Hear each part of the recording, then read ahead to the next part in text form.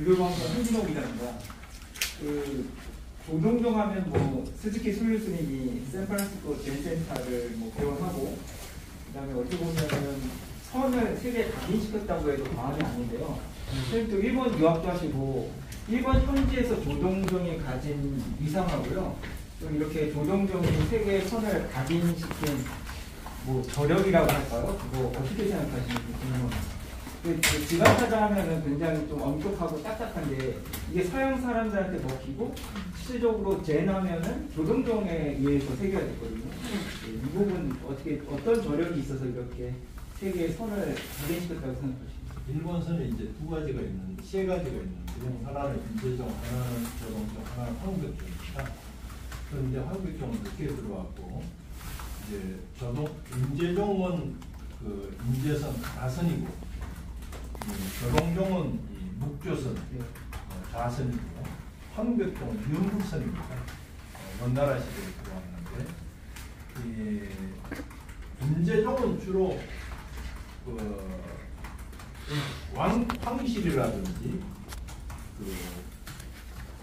쇼군들 중심으로 해서 아주 이게 상층 중심으로 해서 인제종이 주로 이제 해왔습니다. 그런데 이 조동종은 일반 서민들 중심으로 가마쿠라 시대부터 서민 불교가 되었습니다.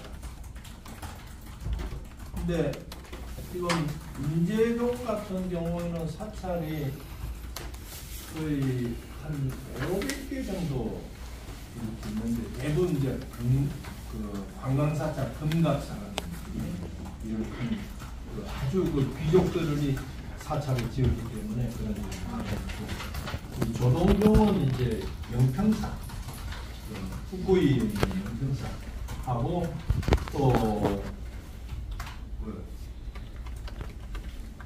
저기 동경 쪽에 있는 찌름이라고 하는 곳에 총기사라는 곳이 있습니다. 이제 두 본사가 지금 큰 본사가 나뉘고 있습니다. 그런데 아마 종파 신도로 봐서는 일본 정도 진종이 제일 많고 그 다음에 이 조동종이 많지 않는가 생각합니다. 아마 신도도 한 2천만 명 정도 아마 사찰도로 지금 여기에서 세운 대학이 구마자와 대학입니다. 구마자와 대학을 비롯해서 종립대학을 여러 개 가져갔습니다. 그래서 이것이 이제 전체 지금 전 세계에서 선의 테스트로 이렇게 총망라된 책이 없다 보니까 이것이 이제 2차 대전 때 일본 사람들이 군에 가면서 이 책을 배낭에 넣어가지고 가서 볼 정도로 그래서 일본인의 사유 방법에 이 책이 많이 사상에 녹아들어 있다는.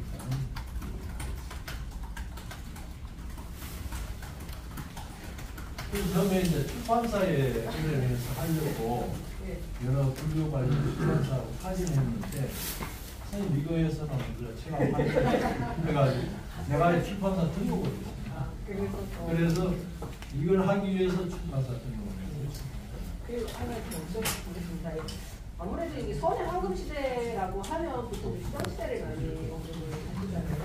근데 이제 이 책은 굉장히 펜스웨인과 그가 의뢰 아무래도 직접 보시고 지금 하신 거다 보니까 그 시대에 조정이 되어 있는데 이 송나라 시대 성문화를 좀 다시 살펴보는 것이 지금 우리나라 선불교에 어떤 영향, 어떤 의미를 가질 수 있다고 보시는지 좀 설명해 주세요. 이게 당나라의 그 선사들의 노력을 많이 참고하지만 선을 이렇게 단편적으로 인제록이라든지 벼감록이라든지 이런 단편적으로는 정리가 되어 있는데 하도의 정리라든지 그렇지만도 선의 전체적인 불교학을 포함해서 선을 전체적으로 본 안목은 이것이 아닌 것 같습니다. 여기 이제 95번이면 각 건나라 가사 경불산매라든지 강령이라든지 그에 대해서 자세하게 각 한 테마를 중심으로 해서 그것을 집중적으로 선의 항목에서 보고 있기 때문에 아주 중요한 거. 근데 저에 와가지고 어떤 분들은 성 문화들을 갖다가 통합 그래서야 통대에 왔어야 지금 수업할 집대성이기 때문에 자료가 집대성.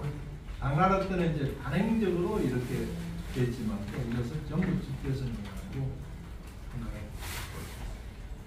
지금 우리가 아무리 공안집이라고 그러는데 묵다가면 종로로 공간 거의 다 손대때문에 지금 앞선 질문하고 그 이어지는 건데 지금 제가 스님께서 말씀하신 걸 들어보니까 이 책을 꼭 내셔야 됐던 원력을 세우신 근본적인 이유가 어떻게 보면은 지금 그러니까 선방 전통에서 가장 중요한 부분의 줄거리가 생략됐던 부분을 복원한다는 취지 같습니다. 그래가지고 아까 방생문화라든지 아한경 인용한 걸 갖다 보신 게 최근에도 스님들이 보면은 이렇게 남방 쪽으로 공부하시는 분들이 니까야가 최고다, 이게 진짜고 내승 불교는 좀 만들어진 거다, 이런 약간 취지로 약간 부정하시는 태도를 가지신 분들도 간혹 나타나는데 그런 것들을 보완하고 어떻게 보면은 지금 한국에서 내려온 선종이 부처님 초기 경전에 있었던 니까야 아한경의 전통을 그대로 아비달마 전통까지 이어서 왔던 건데 그거를 우리가 중간에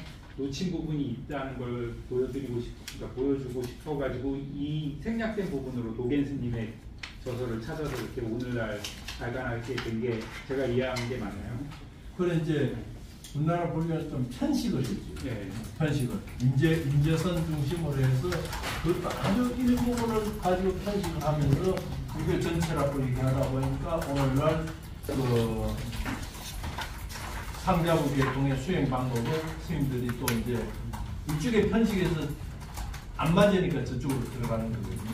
이거는 이제 그것을 전체 낙나를 했기 때문에 아주 그 우리가 전체적인 안목에서 볼 수 있지 않겠나. 대체적으로 그 선호로 편집하신 분들 생각은 부처님 생각 같다고 우리가 가장 잘 중국 사회에 맞게 있는 중에는 그 종교라고 그 엄청난 자부심을 가지고 있었어요. 예. 선생님 그 이제 도겐 선사께서 이제 조동종을 일본 조동종을 이제 여주셨는데 한국은 아무래도 이제 인재종 뭐 가난선 중심이다 보니까 사실 묵조선 조동종 묵조선에서 이해가 얕고 또 조동종은 뭐 해강 반조라고 하면서 가만히 앉아서 고요하게 내면을 비추기만 하다 보니 거기에는 또 인재선에 어떤 깨달음이 없다라고 이렇게 좀 왜곡해서 이해하는 분들도 상당히 많거든요. 그러니까 스님께서 일본에서 공부를 하셨으니까 조동종 묵조선의 매력이 무엇인지, 그리고 아마 그 매력이 서민들이 많이 이 조동종을 찾아가는 이유하고 연결되어 있을 것 같은데 그 말씀을 하나 해주시고요. 두 번째 질문은 그냥 스님이 보시기에 도겐 선사는 왜 매력적인가, 이 사람 왜 대단한가, 도강 스님의 이렇게 목소리를 좀 한번 말씀해 주세요. 이제 그 조동종 노시 그 도겐 스님 때는 조동종, 임재종이 큰 관념이 없었어요. 뒤에 와서 이제 종파적인 관념들이 많이 생겼지. 그렇기 때문에 여기서 뭐 임재종을 배제한다든지 이런 것보다도 어떻게 하면은 여기서는 부처님을 닮아가는 거예요. 부처님을 닮아가는 데는 첫째 자세가 닮아야 되고, 다음에 말이 닮아야 되고, 행동이 닮아야 되고, 그 다음에 마음이 닮아야 된다. 그 닮는 운동을 흉내를 내다 보면은 스스로 부처가 될 수 있다. 이렇게 이제 얘기를 하고 있습니다. 그래서 임재종은 어떤 타고나는 것을 가지고 그게 전념할 수 있는 스님들은 다 할 수 있지만 일반인들은 하기가 굉장히 어렵습니다. 그런데 이것은 누구나 할 수 있도록 그렇게 하는 점이 있고, 또 도겐의 매력은 여기에서 보면은 일본 불교를 굉장히 비판적으로, 그때 당시 일본 불교에 대해서 굉장히 비판적입니다. 비판적이면서 이제 중국에 이런 것이 있다라고 얘기하는데, 아까 얘기했듯이 대중공연에 대한 얘기도 도겐 스님이 그 천동사에 있을 때 우리 고려 사람들이 와서 대중공연을 했어요. 이름은 안 적었는데 고려 사람들이 와서 대중공연을 했는데 그때 있었던 장면을 그대로 기록을 하고 있어요. 그래서 이 설을 오늘날과 같이 논리적이고 체계적인 현대인들에게 내 혼자 깨달음이 아니라 이것을 다른 사람한테 어떻게 표현할 것이냐 하는 것은 여기에서 많은 참고가 돼야 됩니다. 그런 면에서 아마 이것을 보면 선생님들이 내가 하고 싶은 얘기가 여기 있다 이런 소리가 나올 거예요. 근데 백 기자님 그때 공부하는데 많이 힘들었죠? 아니 보강 선생님이 굉장히 엄격하세요.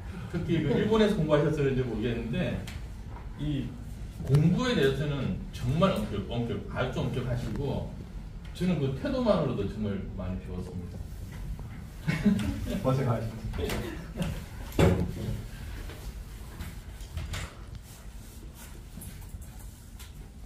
제가 이제 예를 들면 이런 게 더 준비했어요.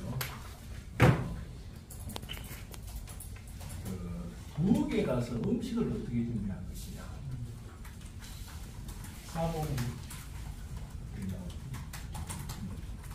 음식을 어떻게 준비할 것이냐.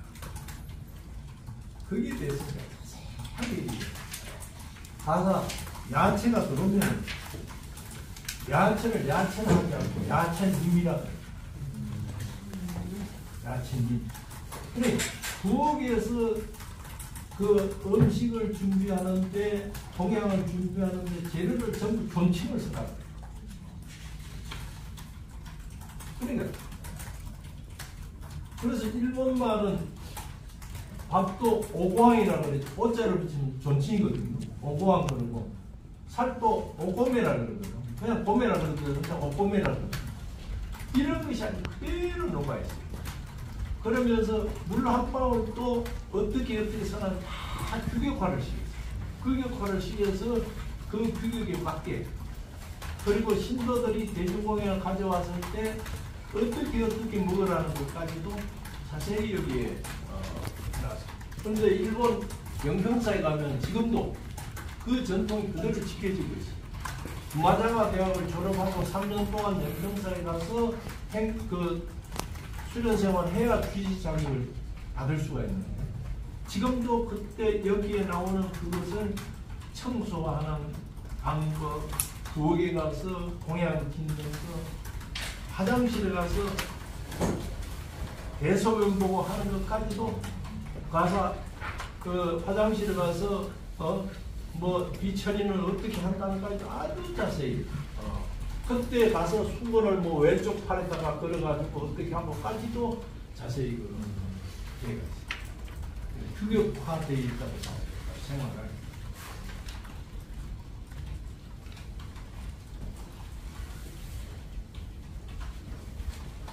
들어보니까 책이 이제 크게 두 가지로, 다른 이제 그 선호록이나 공안에 대해서는 비판적으로 그 이런저런 내용이 해석이 잘못됐다. 부분이 하나가 있고, 말씀하신 대로 공연관이나 생활 습관 이런 거는 중국에서 당시 그 선언의 생활상을 팩트로, 하나는 비평, 하나는 팩트, 이렇게 크게 두 가지로 구성되어 있다고 합니다.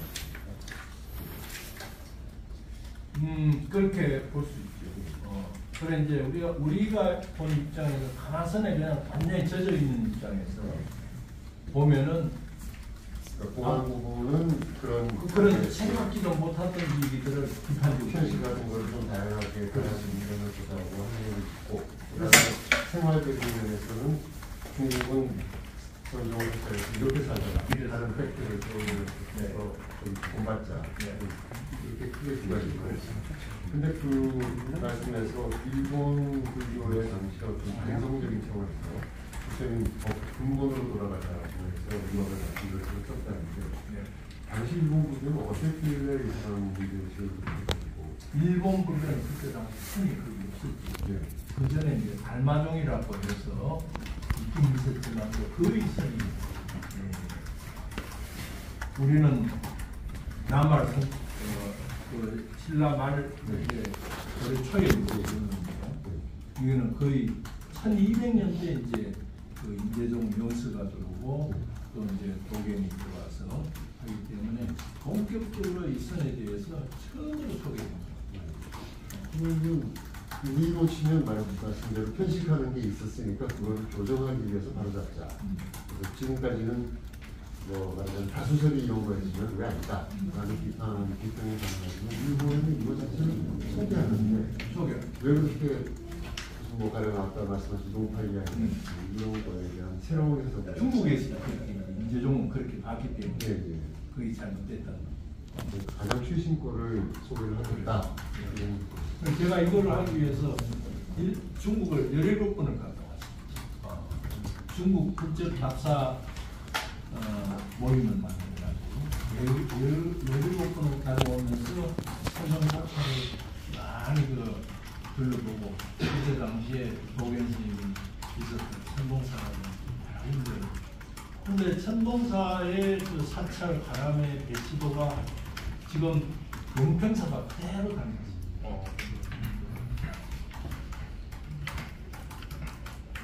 특히 이제 도gen 스님은 그 권력에 붙어 있는 것에 대해서 선종, 인재종은 주로 이제 권력 중심으로 거기에 대해서 굉장히 비판적이에요. 그래서 그 가마쿠라 시대 이제 가마쿠라의 쇼군이 초청해서 저기 가마쿠라를 가요. 가마쿠라를 가서 그 가마쿠라에서 그 쇼군들이 모인 곳에서 굉장히 비판적으로 얘기하고 바로 그날 내려와 버립니다. 내려와 버리고 이제 그 상자가 거기에 있으면서 이제 중간 역할을 하는데 상자가 거기에서 많은 시주를 받아요. 아마 쇼군이 많은 시주를 받아오니까 받아오는 상자로서는 뭐 영통사가 굉장히 살기가 어려우니까 자기는 뭐 끌리게 했다고 와서 그냥 자랑을 해요. 자랑을 하니까 도gen 스님이 저놈 당장 쫓아내고 저놈 앉았던 자리에 방구들을 파버려라. 방구들을 다 파버렸어요. 그래서 그 시주 받아온 것도 다 돌려주고 권력에 의지하는 이러한 그 권력에 아부하지 않는 그러한 기질을 비원 나올 때 선언이고 그 뒤에 이제 더 붙였습니다. 예상보다는 그래도 빨리 걸리죠. 그럼 뭐한 3년 걸릴 줄 알았는데 3년 안 걸리고 내 죽기 전에 이것은 끝내야 되겠다고 내가 원을 세웠어요. 근데 이렇게 많은 분들이 추천하셔서 저는 이렇게 하시고 이렇게 적어가지고 이게 가장 좋기는 한데 이제 그러다 보면은 뭐 연속성이나 아니면 또 서로 의견이 다를 때 조율하거나 이런 부분들도 사실은 쉽지 않으셨다고 하는데 이 과정을 총괄하시면서 이런 입장에서 뭐 어떤 나름 원칙이랄까요? 이런 다양한 의견들 보내주는 조율하시는 분들 수행 나는 어떤 원칙을 갖고 예, 그 이제 원칙은 우리 하나지 이제 가서 뭐그 맞춤편은 어떻게 하고 뭐 그거 잘 원칙을 써왔죠. 써와가지고 이제 하는데 기술적으로 그렇다 하더라도 의견이 다르고 의견이 다르면 계속 토론했지. 토론해가지고 이것은 그 인용서에 인용 근거에 이렇게 나오기 때문에 이렇게 보자. 그래서 이제 원문은 가능하면은 내가 원전 번역은 원문을 그대로 하고 거기에서 그거 가지고 이해가 부족할 경우를 위해서 강의를 뒤에 붙였습니다. 강의를 추가를 해서 원문을 가지고 이해가 안 되더라도 강의에서 그건 내가 이제 자유롭게 할 수 있으니까 그것을 해가지고 이해를 시킬 수 있도록 그러다 보니 시간도 많이 걸리고 가서 예를 들면은 우리가 같이 책을 읽고 있는데 한 50페이지 나갔어요. 나갔는데 그 돌아간 최종선 박사 같은 분은 어떻게 꼼꼼해가지고 40페이지 이거 하나 띄어쓰기 틀렸습니다 하고 나오는 거야. 그러다 보니까 시간이 많이 걸렸어. 그래도 뭐 아직도 부족한 게 많죠. 그래서 참 이거 하다가 지금 돌아가신 그 내 제자들도 여럿이가 있고 또 최종선 박사라고 78세 되셨는데 은행 고위 계시다 나오셔가지고 대학원 다니면서 했는데 마지막에 못 보고 몇 분의 목숨을 바친 거. 일본에서는 준법 안장 이러면 보통 사람들은 어떻게 생각합니까? 준법 안장 이러면. 일본에서는 소부견조 그러면 아예 이 책을 얘기해요. 이 책, 그러면 어떤 생각? 우리는 가령 팔만 대장경 이런 딱 떠오르는 생각이 있잖아요. 한국 사람은. 일본 사람은 등법안장 이런 거 어떤 생각이? 적법 안내라면 일본 사람들은 자기들의 어떤 지식의 보고다 이거죠. 지식의 보고. 그러나 일본인의 사유 방법이 그 여기에 들어가 있어요. 그 일본 사람들이 뭐 똑바로 하고 뭐 하고 그 정돈하고 하는 것도 네. 나는 여기에 영향이 굉장히 많지 않나. 격식을 준 것이. 근데 아까 태평양 전쟁 그 문장에 동동한 거를 아나이트 뭐 굉장히 이와나미 문고본. 정리된 게 이와나미 문고본이 현지어로 번역된. 근데 그 정리된 그렇게 압축한 거에는 그 소문답이 들어오니까 오늘 그대로 직역해 놓은 거예요. 네. 직역을 해놔서 거기는 주석이 없고 그러다 보니까 그대로 직역을 했는데 그 이와나미 문고에서 그 해가지고 6권인가 6권인가 그 소문답이죠. 이거 전체를 다 그 이와나미 문고본으로 나와가지고 그 지성인들은 그 많이 넣어가 다니는 것을 보고 있습니다. 그래서 뭐 이렇게 전쟁터에 나가는 비행기를 가져갈 때는 뭐 마음을 다 뭐 음식 보험에 가서 음식을 어떻게 해라 이거보다는 마음을 다스리는데 아주 도움이 되겠죠.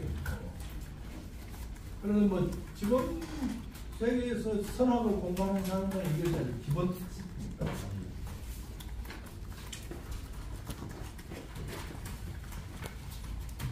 그러면 지금 내신 12권을 그나마 딱 보면 그 95권의 방대한 양 중에서 어떤 에티스라고 할 수 있는 거하고 그 다음에 의뢰부터 당시에 청나라 때에서 일본으로 넘어왔을 때 선방 생활을 이렇다라는 것도 어느 정도는 다 느껴볼 수 있을 정도로. 그리고 이제 각 권마다 분량이 많기 때문에 95권에 대한 분량이 많기 때문에 해제를 그 내용을 딱 요약해 해제를 붙이고 내가 또 이제 서문 쓰면서 서문 뒤에 그 각 권마다 한 3줄, 4줄 정도로 아주 요약해가지고 그 해제를 또 이제 현성보안이 현성보안에 대해서 해제를 아주 3줄 내지 4줄로 해가지고 딱 요약을 해주고 그래서 아마 다 읽어보기 어려우면 그 해제만 보더라도 이것이 지금 어떤 그거다 하는 것이 옛날 책의 권책 이 분량 개념하고 현대 책의 권 개념하고 달라졌는데요. 그 95권이 그 한 권이 우리나라 지금 200.5권이 되시면 얼마 정도 됩니까? 그 이제 권에 따라 다른데 네. 그 한 권이라는 것은 그 테마가 다 그렇죠. 95가지 테마. 네. 95가지 테마이기 때문에 거기에는 변도와 제1의 이제 변도와 화두 첨가해서 그 참선하는 공부에 대한 거, 그다음 현승공양, 공안, 마하바냐 바라면 반야신경든지 해석이 되고 또 어떻게 이제 수계하는 방법에 대해서도 있고 여러 가지가 다 해가지고 세정이라고 이거는 스님들이 이제 세수하고 목욕하는 방법에 대해서도 이제 해놓고 그런 것이 자세하게 되어 있습니다. 그러니 어떤 건 행지라는 것은 제일 긴데 상하 9권으로 되어 있는 그건 아주 분량이 좀 많고 어떤 거는 좀 짧은 거. 일반적들이 봤을 때 95권이라고 12권이라고 생략하고 압축해가지고 그런 거 아닐까 그렇게 생각할 수 있습니다. 지금 말씀하셨던 그런 테마들이 하나하나 해서 전부 95개의 95 테마로 전체가 그렇습니다. 구성이 되어 있다는데 그럼 이 95개의 테마를 이 도겐 스님이 정해서 이렇게 기록하실 때 스님 보시기에는 뭐 어떤 좀 기준이 있으셔서 이런 순서를 이렇게 하거나 도겐 스님이 그 선방의 스님들에게 법문을 법문을 소참 법문이라든지 이런 법문을 거의 그 뭐 한 달에 몇 번씩 어떤 거는 날짜 기록까지 다 했습니다. 그래서 그 법문한 것을 이제 모아놓은